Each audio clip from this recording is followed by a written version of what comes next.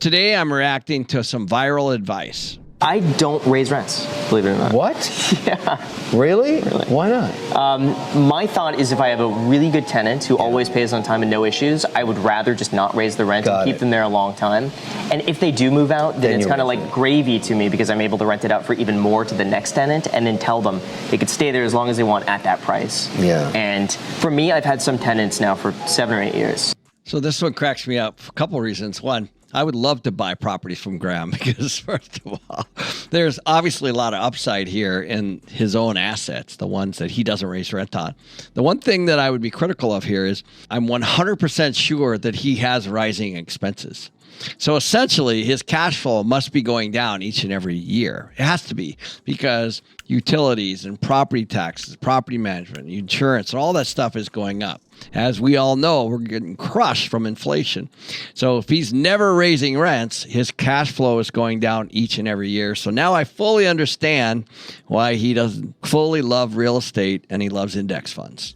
So the right thing to do here upon lease renewal is to slowly raise the rents at the end of their lease at a very small number, just keeping it under the market rate. So what you don't want is 7 or 8 years later, that rent to be $100, $200, $300, even $400 under the market. It could very easily be that much over a long period of time, like he's suggesting. So you're much better off to slowly raise rents over a long period of time. The tenants kind of expect it just to keep up with your rising expenses. If you could borrow $1 billion, 0% interest for 10 years, would you do it? No. Even though you could put it in treasuries and pay it off after the 10 years. You could lock in 10-year treasury right now, 10% or 5%. No. It's not worth it. No. I don't borrow money. There we go.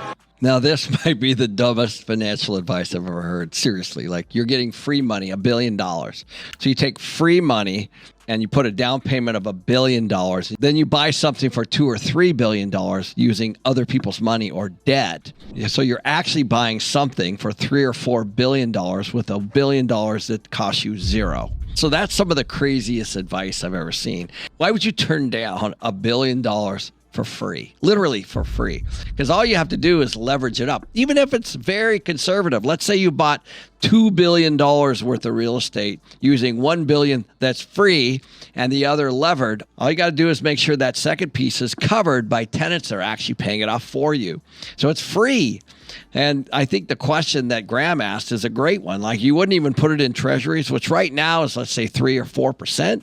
Why wouldn't you make 3 or 4% on $1 billion for free? Just putting $1 billion that you get for free in a treasury would get you $30 to $40 million a year. Who doesn't want $3 or $4 million a month in income just from a free $1 billion? So that's the most ridiculous advice I've ever seen. So you think that I should pay 70% of my income above $2 million in tax? $2 million a year? Yes. Do you I think your next dollar should be taxed at 74%. Okay, so if that's the deal, you know what I would do? Once my income got to $2 million, I would stop working for the year. I would furlough my employees and say, you know what? I've made my limit. I'm not going to work for 30 cents on the dollar. I'm playing golf. I'm going fishing. I'll see you next February. How about that? How come that didn't apply in the 1970s and 1960s? Because nobody paid those taxes back then. You know how many? I would much rather. The economy was booming when the effective tax. Because no one paid those high taxes. Not correlation with the national debt and the lowering of the effective tax rate on the wealthiest people in this country. You're not fooling anybody. So first of all, you got to love Peter Schiff in this response here, because the guy asking the question does not understand tax at all. That's super clear because the tax code is actually laid out. It's a series of tax credits and tax deferrals that the rich use. It's a playbook for the rich, and it doesn't have to just be the playbook for the rich. It could be a playbook for anyone. The problem is guys like that asking the question would never open a book like that, would never even try to understand the tax laws. I personally pay millions of dollars each and every year in property tax, sales tax, and certainly capital gain tax. But real estate itself, because the government needs it, is actually given tax breaks.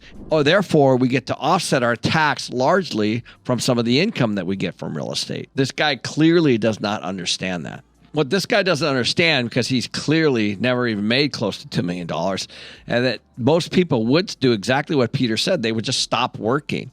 And once they got to $2 million, they would shut things down. And I would do the same thing. Why would I work for anything over $2 million just to pay it out so guys like that can have free rent? I just wouldn't do it.